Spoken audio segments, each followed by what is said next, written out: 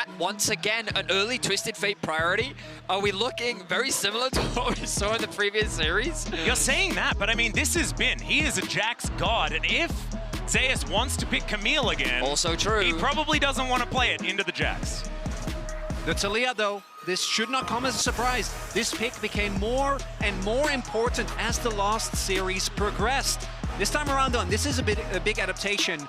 They've shifted away from the Kench and instead moved towards the Nautilus. I think that this combo is a lot stronger. Farming Nautilus can actually be a reliable frontline. Elkanondo gonna get what they want, and I think for BLG, this is the core of when we see them be the best, even within this tournament. Aggressive early bot lane, Knight has an impact towards that bottom of the map with the Taliyah roams. We'll see what Sean is able to pick up here. Yeah, exactly. And I think, like, we've seen this exact matchup in the bottom lane in the Gen G series, right? And I hazard to say that Gumayusi Keria will probably play it a little bit differently to what we saw from Pays and Lehens as well. So probably some lane swaps to come through, but we'll see exactly how it is going to round itself out, as Cassante going to be the lock-in. T1 allowing BLG to ban more mid laners, which is a bit frightening. Guys, this is looking eerily similar to literally game one. Yeah. There are obviously the Tahm Kench swapped out for the Nautilus, the Vayne ban now coming through.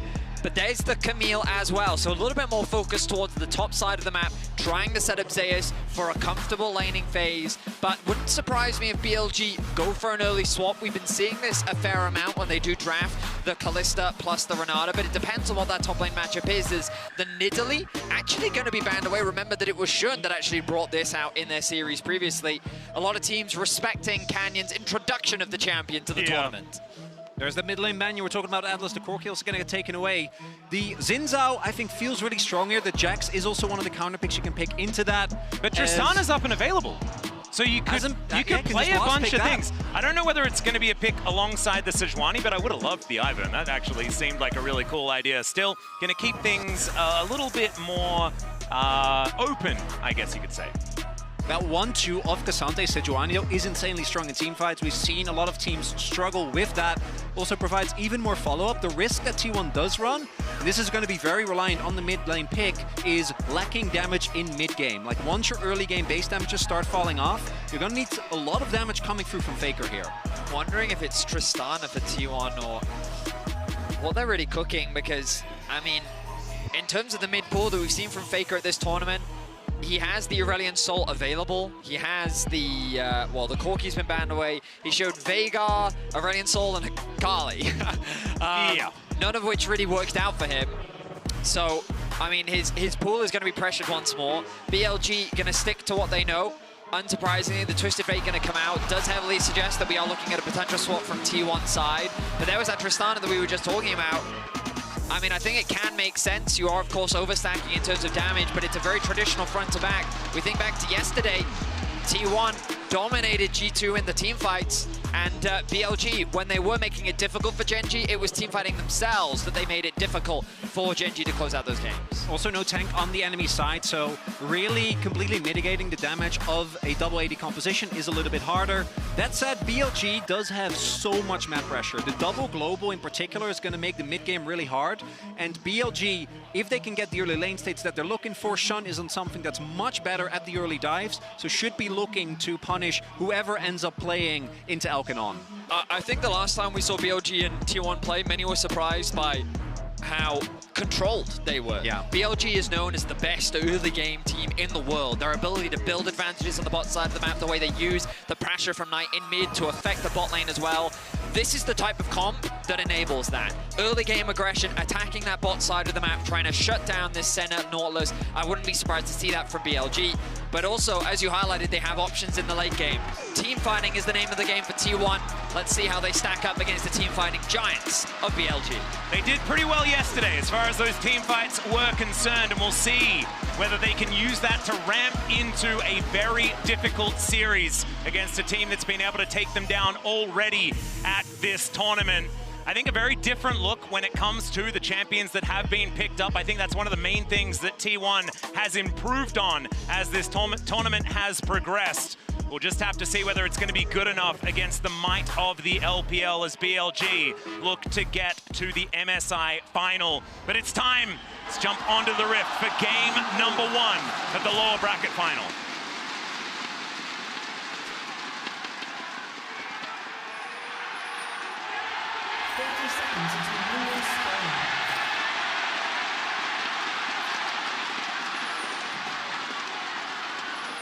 I tell you what, gentlemen, Chengdu is full. Like, this is we are packed. Full. I think the fans are pretty divided as well. They are, because when they were doing warm-ups, it was actually, BLG was louder, but not by that large of a margin. And Faker has had a fair amount of time to build up a fan base. Yes, so he's been around for a while. When I was casting the LPL, Faker was already extraordinarily famous in China. Yeah. So that was a long time ago. Well, let's see how he stacks up today. He obviously had a much better series against G2 yesterday, but there have been question marks around his performance at this tournament. Early vision invested from BLG. They used their bot lane to get that information, and oh, hang on a minute. Yeah, this is very cute, but Gumiushi is going to be here. Ona turning up as well. Faker with that first roam over. Elk in trouble. Rocket jump comes down, still gets the damage after the flash, and Elk is no longer. First blood goes to Faker, and that answers your question, Betty. Tristana getting an early kill, absolutely huge. We've seen how hard this pick can snowball, and one of the best strategies against T1 is put Faker behind. Now, starting level 1, he's already ahead. I mean, you have to question this invade from BLG. I guess they assumed that Ona was not starting on the bot side of the map, but it felt like that T1 was suspicious from that play from the start. They saw the ward drop, they were cautious about Alkanon invading on that side, because Faker was already hovering, he was already in a position to collapse. He held off on taking any ability, he eventually commits to the W, and he secures first blood for T1. Now Shun going to be continuing his clear towards this bottom side, just going to take his red buff last. As you can see, Knight able to get some vision in Ona's jungle. But this has carry-on effects, right? We talk about the fact that Faker manages to get the kill, but this bottom lane got a whole lot of free time that Ascent and Nautilus probably shouldn't have got. It's nice for Guma and Carrier. What we are seeing, though, in the top side of the map is one of the reasons why a lot of teams have swapped, even if they have a strong 2v2 and bot, is to deny the early levels of this TF into Cassante matchup. Eventually, Cassante obviously gets a little bit more threat, can shrug it off a little bit easier once he gets some resistances. His owner reads the play. Yeah, Don't know if he'll be able to pick up his camps, though. Nice play there from Shun. Playing around the pressure that he has. The advantage of BLG's comp is you look at the minimap right now, pushing waves across the board, gives a lot of freedom for Shun to set up for these invades and kind of bully Ona out of his own jungle. We'll see how he navigates through this, because you've got Knight also hovering. Again, look at the minimap. Information being garnered. Knight working with his jungler very well. Faker being forced to come across to help. Yeah, he is going to come up. That ward is going to be taken down here as Winter's Wrath comes out. Knight looking to try and dissuade Ona from taking this one. Good seismic shot, but Ona takes the red buff. But will he be able to get out? As it is going to be the kill going over to Shun, but Faker's going to be there. It's a cute flash, but it ain't enough. And now the rocket jump's been reset, and Faker gets back to the lane. That's a second kill now for the Tristana. Faker hasn't even backed yet, but he is sitting on almost 1,400 gold. And BLG, I understand that the power of Xin early, you want to try and utilize that, but it takes so long to take down the Sejuani. Carrier gonna get hand shook back. That's a really cute buffer on the anchor there, and is able to get back to the turret. Everything's fine, but some health bars a little bit lower on T1's side. I mean, this Tristana is getting accelerated. Faker, a player that BLG tried very hard to shut down in their previous series, is in a great position right now. And this skirmish in the early game, you kind of expect Knight and Shun to have the edge. The stun comes through onto Ona. He gets melted down pretty quickly, but the damage is enough. Faker's able to get the full bomb proc onto Shun. He tries to flash away, but the auto attack is already buffered. And then Faker says, you know what, I'm not going to overcommit. I'm going to take my double buff, and I'm going to go back to mid. Crucially, in these early fights, Sejuani's damage is actually pretty respectable. Oh, yeah. The amount of burst you have with W, plus the damage on your E. The permafrost, right? Yeah. There's actually a pretty decent amount of damage that comes out. Faker. Yeah, going to be able to buff it this time around, though. It doesn't work like Valkyrie, which is pretty good, because the last time we saw the Talia picked up by Knight, he was absolutely phenomenal but it was into Faker's Corki. A little bit different here than the Tristana. Not something that Faker's necessarily known for, but because Faker's been around so long and so has Tristana, you could imagine he's probably got some reps, you know? Oh, yeah. I mean, it's kind of at the point in his career where kind of what isn't he known for? Yeah, it's a good point. And he has phases. Again, questions around his individual performance have definitely arose so far in this tournament, but he seems to be finding his form, and what better way to start this series against BLG than 2-0 up against your lane counterpart. Now, the gold still favors BLG. We can find those advantages in the top lane and towards the bot. Naturally, you're going to imagine that Elkanon will passively just gain a small gold lead just because Carrier is the one farming in that 2 versus 2. Along with the Twisted Fate passive, having the advantage in that matchup as well, you can see 12 CS up combined with the passive is giving Bin a pretty healthy lead. So T1 aren't in any significant control in the early game, but it's the mid game that we're most cautious about, right, Chronicler? Because that mid game is when those global come online. That's when BLG is going to have a ton more map pressure. And we talk about BLG and the way that they utilize that. T1 does the same. The desk was highlighting this as well, that both of these two teams actually have a lot of similarities in how they play the map. And while in the 2v2, Owner and Faker have been able to do pretty decent, it does mean that Bin has so much space and really gets to push the envelope in this 1v1. And we've seen now the neutral objectives get traded. First grub is going to go over to Owner here. You can see that BLG are moving up to see about a contest for Gumayusi in the area, and it should be the 3 of the grubs going over. And I think when you have a Tristana, this is the priority that you want. However, Owner going to be able to grab this before he assaults over the back of the pit. Buster shot, and Flash going to be utilized as now Faker doesn't have that for the disengage, and he's going to get thrown back. Now the shutdown should come through, and it's Bin that collects the goal. We talk about the map pressure, and we immediately get an example here from Bin. Really nice collapse from BLG. They'll say, fine, you take the grabs, we'll take the kill. Gets the shutdown onto Faker as well, crucial. And I believe it was Bin that ended up picking up that kill. Only going to help accelerate that top side of the map for BLG as they look to try and fight T1 and reclaim control, or I should say, gain the first major advantage of this game. The grubs also feels like more of a denial. I think there's a lot of comps where you get the grubs and they feel like a really good offensive tool. In this case, though, that's not going to be the case as Faker here. The moment that the ult goes down, feels that he's in great danger, and unfortunately, even with the flash, just doesn't have the time to get out. I think he does all the right things. I think he flashes with enough buffer time. I just don't think he was expecting Knight to also flash after him, because the moment Bin comes through with the ultimate, you think he's in a bit of danger, but that commitment from Knight really helps secure that kill, so nice plays, the hook connects. Yeah, gonna land here onto On as they do invest even the ultimate from Carrier. The root is going to land as now Faker coming down towards the bottom side. Owner's here as well. On is in so much trouble. Level 6 is gonna be there for Elk. Fate's call comes out now and Knight is gonna turn up. The flash comes in, but Owner's still able to get the kill. The wall is gonna block him, so they will take down the Sejuani. And now Gumayusi coming in will not land the snare. Gets the piercing darkness over, but I don't think T1 to get anything else as Shun is making his way down.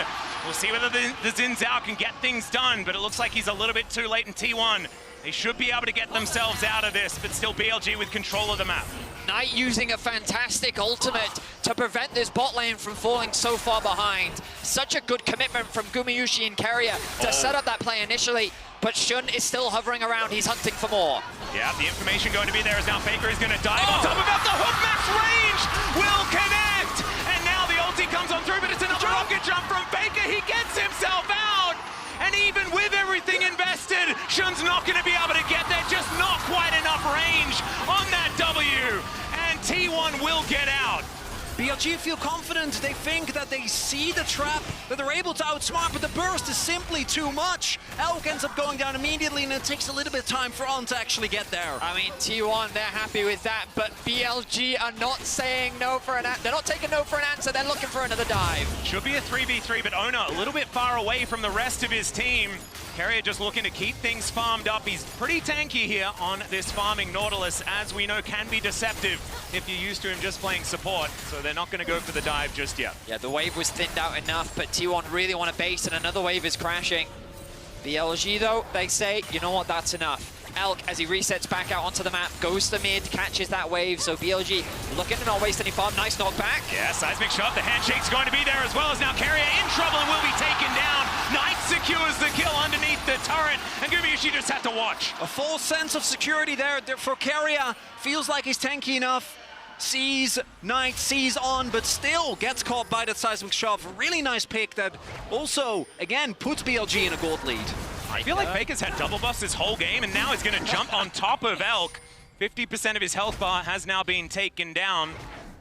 That's true. Is he jungle? Is he the jungler? Really? Yeah. I mean, the double buff is giving him a nice lead. In terms of farm, he's a little bit behind that of Knight, but his impact on the map is definitely being felt. We know that Bengi was always described as Faker's right hand, and now maybe Owner is really trying to take that to the next level. Well, it's a dive mid. He has cleanse. Yeah, there is the ulti. Immediate cleanse does come on through, but I think there's just going to be too much damage. Explosive charge will be able to get it done. As Gumushi comes down, Knight is looking for Owner, but I think that the Sejuani's going to be able to make it out. Will Zeus be as lucky, though? As the stun card comes through, the all-out to try and get him out is now the Dawning Shadow as they're looking to turn it. Faker, he has the rocket jump to get over the wall and the buster shot to create that distance. The ultimate comes on through. The block is fantastic as now Destiny gets the turnaround. Faker's lying on the ground and Bin's just laughing.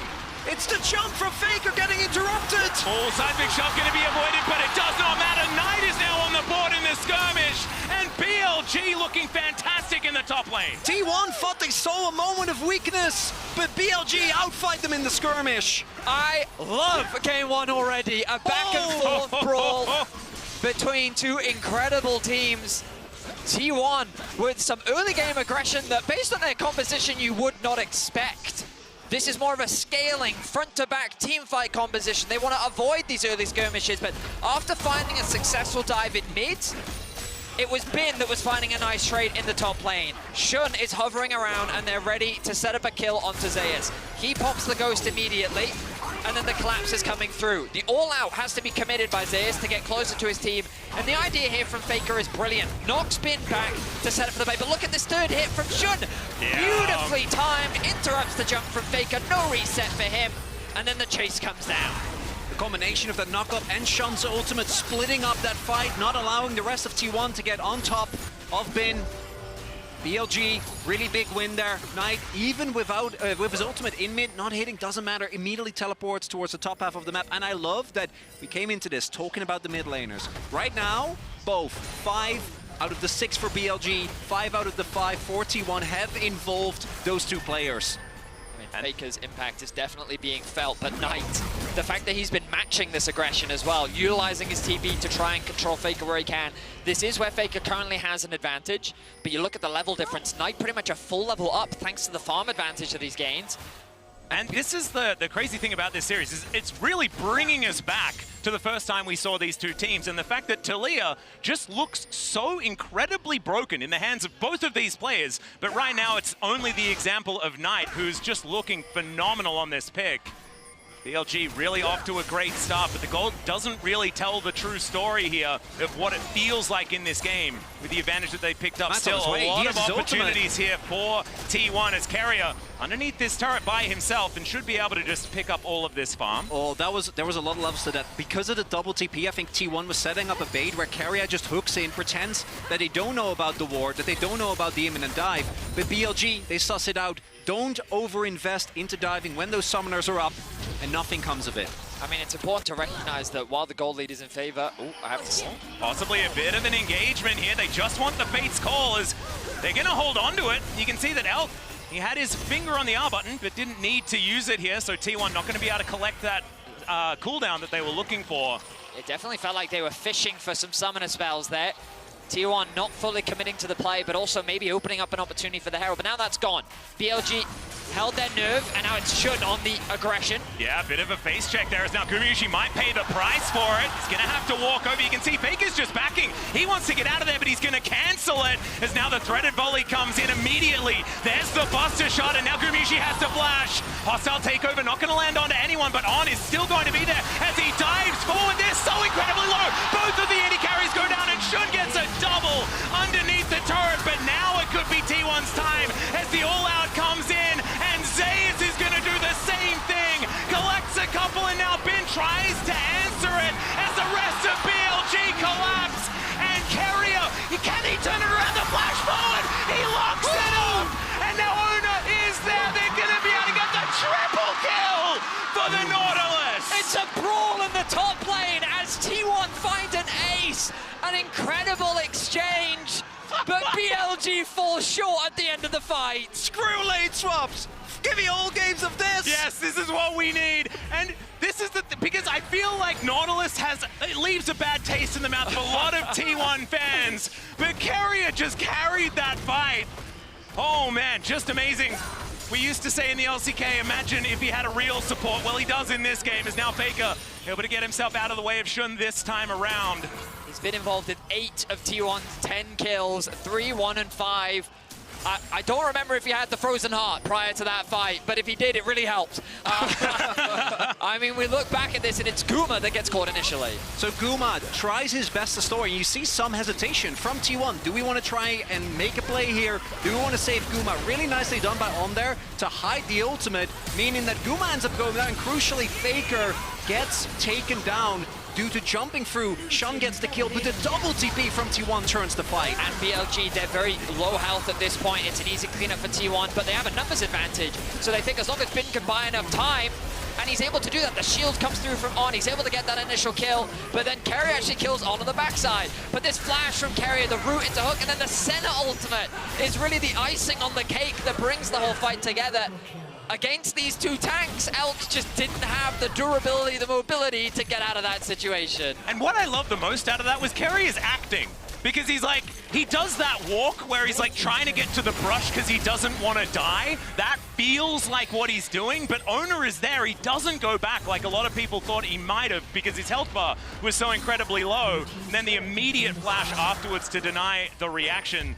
Really, really cute stuff from Carrier. Even though that was a lot of chaos, when we look at it, the gold lead that BLG had has now shrunk to only about 200. And T1... That's a 2K gold lead for Carrier. Well, I mean, it's the Senna situation, Betty. Let's not get too caught out. That said, though, even when you compare him to Elk, right, he's going to be feeling amazing in this. They also picked up Herald, and they picked up the mid lane turret, so a lot of extra map control, and it's important to, again, rephrase, BLG's comp at any point is going to be insane at catching people inside lane. But T1's comp, when it comes to the straight-up 5v5, they're going to be feeling amazing right now. I mean, we've casted a while now, all three of us. We have. Beefcakes is the word we would use to describe T1's With Senna. comp. Double Frozen Heart with a locket on Owner as well. I mean, this is just a terrifying frontline. The BLG are going to have to get creative to find ways around because their comp can definitely team fight. Don't get me wrong, but that you can't just play that traditional front to back. You've got to create more chaos in the fight, find angles of attack that are not conventional, as we may be setting ourselves up for another one. Yeah, nice weave as well to try and block the entrance here for T1 as they are looking to get into the pit. The Rend is going to be there, and it's a good smite from Shun to get them one extra dragon. Only 2 on the board as, of course, T1 managed to get the second as now Glacial Prison does fly forward. They get the Fate's Call this time, and now Carrier has already hooked his way in. The rocks are on the ground. The Dawning Shadow's there to keep Carrier alive as Elk is pushed out of the fight. Now the hostile takeover comes through, but it's not really going to get the value, and the bailout doesn't either. Now in the backline, Zeus is running amok, and they're able to win it in the end. They may not get the Drake, but they'll get the kills, and T1 are out of there.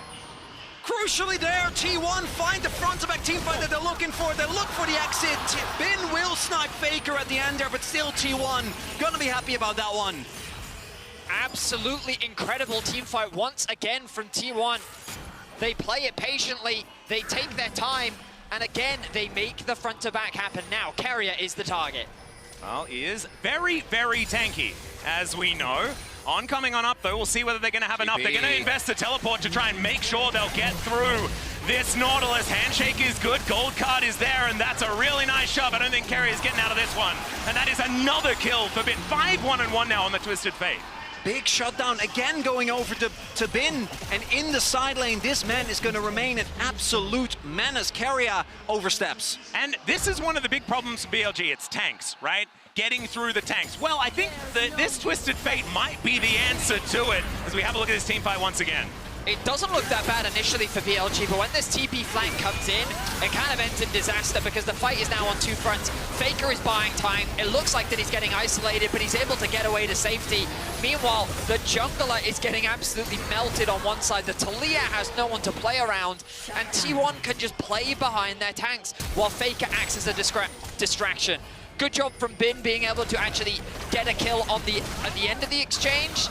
But you can see how scrappy these fights can get for BLG and how difficult they are, especially when Elk isn't able to consistently have that uptime to really melt through the front line, if he ever really can on this Kalista. So as well, Carrier, his position towards the top side was punished, but his hooks and his teamfights have been incredible. Speaking of hooks, he's going to land one onto Shun here as well as they look to try and defend their blue buff. Good handshake for the disengage, but I don't know whether it's going to help Shun, who is going to throw the ulti down, but another magnetic 20 hook minutes from this Nautilus. And yeah, 20 minutes and 30 seconds. We've seen earlier ones from T1. They're heading towards that Baron pit.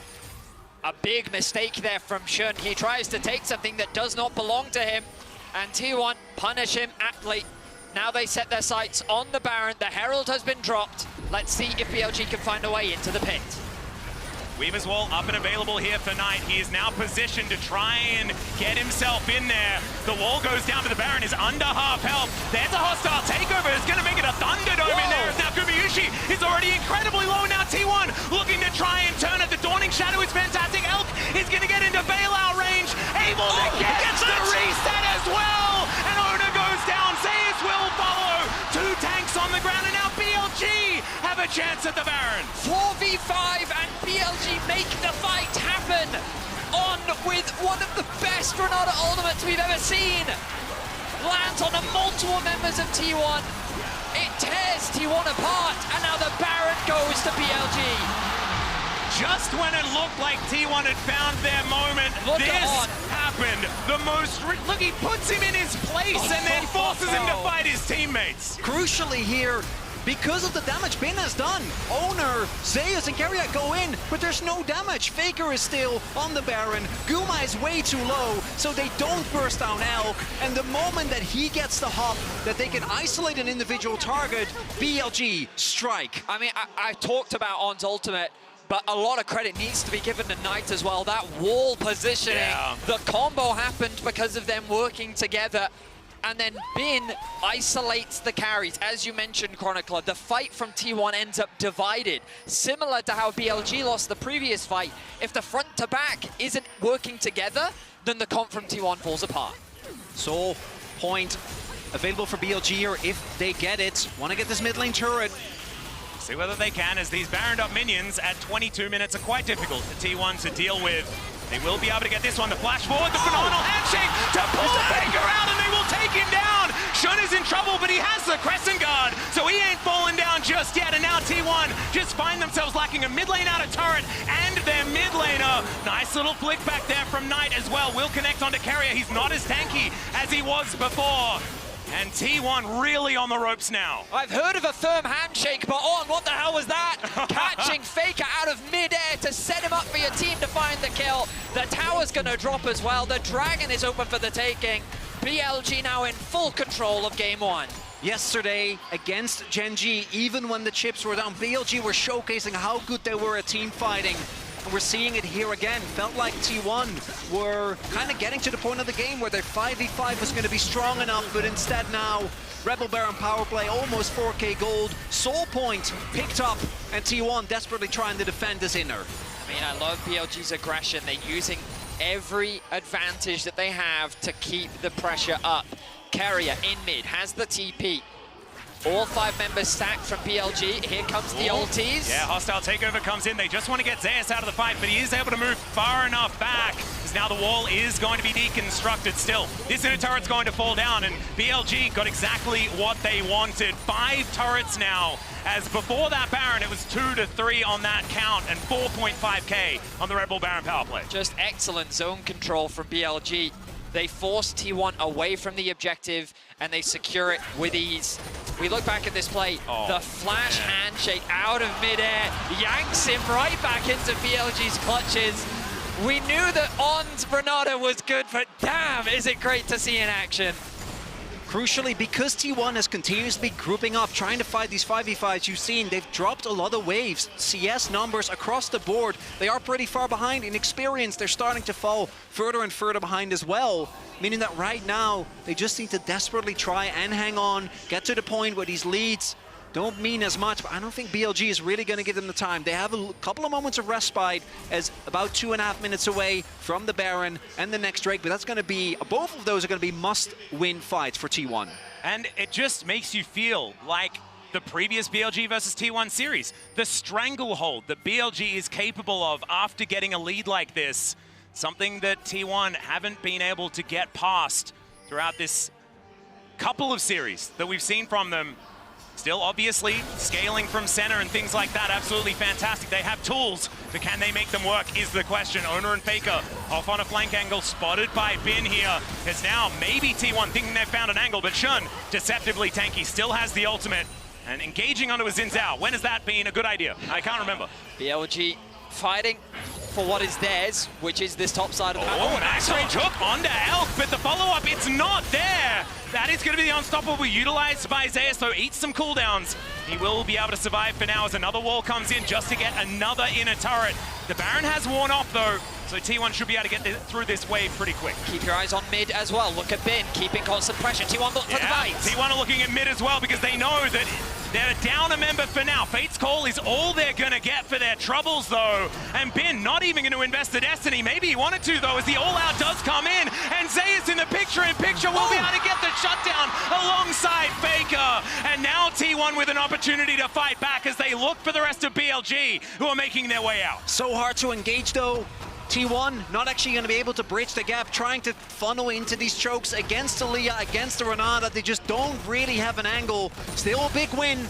T1 gets some gold back. Faker picks up a big kill, but still the damage done to the map here by BLG is huge. Gentlemen, 29 kills in 26 minutes. This is the game one that we wanted. We look back at this play. His Bin has his eyes set on the split push. It's a good idea. He knows he has a 2-level advantage over Zeus, but he stacks up the Intofos, gets the knockback, uses the all-out, and while BLG is disengaging on the top side, it's Faker who finds the flank to help get the kill with his top laner. It buys them time, it buys them space, gives them a bit of control back on their side of the map, helps them secure maybe an extra item or two. You can see the Tristana now recalling, all ahead of the important Baron that's spawned in 20 seconds time. Yeah, this is absolutely massive. I do need to apologize for commentating that like it was a solo kill, but I'm glad in the replay we discovered that it kind of was.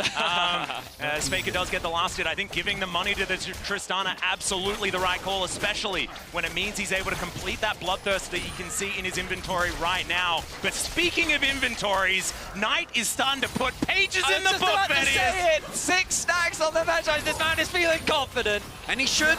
His zone control has been so pivotal for BLG, and we're starting to see as well that in a lot of these fights, even though we keep talking about T1's great front to back, trying to do that into Renata and Talia is actually quite hard. There is so much zone control there, and the engages from Carry have got to be great, but it's always On and Shun stepping forward, and On can be pulled back by the Fate's Call, and Shun, he's a Xin Zhao. Now it's the fight for the mid wave. But BLG might just fight for this anyway. No, their goal is to push this in. Audacious Charge does get Shun in there, but it's a good buffer on the dredge line. Still he's going to get snared. Not going to get pushed back, though, as the Dawning Shadow to try and keep them alive. Another Fate's Call comes in. Good knock-up. He's going to come down, but On is now out of the fight, and he doesn't have that protection. Nice Q3 coming out from Zeus. Is now Faker off on the side. He gets Destinied on. They may have just found the goat, and there he goes. Elk locks down the kill, and now T1 are scattering to the wind. That's the pick that BLG may have needed to secure at least this soul, but maybe even Baron. The ebb and flow from BLG, the beautiful Shun, kites back, draws the attention, and meanwhile on the flank, Bin finds Faker again. The fight's not over just yet, though. T1, 4 members still alive, want to fight their way into this dragon. Well, the dragon is going to be secured, and now Knight on that flank angle. That's not the hostile takeover that they were looking for, as now Zeus will be executed, and BLG, like a freight train, are mowing down T1. The gold card in hand is Gumayushi trying to slink his way out. He will do so, but the map belongs to BLG. T1 quite literally gets stuck between a rock and a hard place, and BLG wipe them out once again with the soul secured and the base in their eyes. BLG is confident to try and take game 1. And try to end here. Still 20 seconds on the front line. Only Owner stands, but I don't think he's tanky enough. I don't think so either. They're going to try a last desperate play, but it's another shove. Don't let this man have Talia. Knight is just too good on this pick. Another one comes in, and the Nexus will now go down. T1 on the floor and BLG on the board. On might just be the best Renata in the world. I mean, him in conjunction with Knight, their plays throughout this game were incredible. Absolutely incredible. A joy to watch. Faker had a great start to this game, but that duo just shut him down. Can buffer a lot with Tristana, but there's limits. And Knight and On showed those limits. The Taliyah, it was such a pivotal pick. Has been...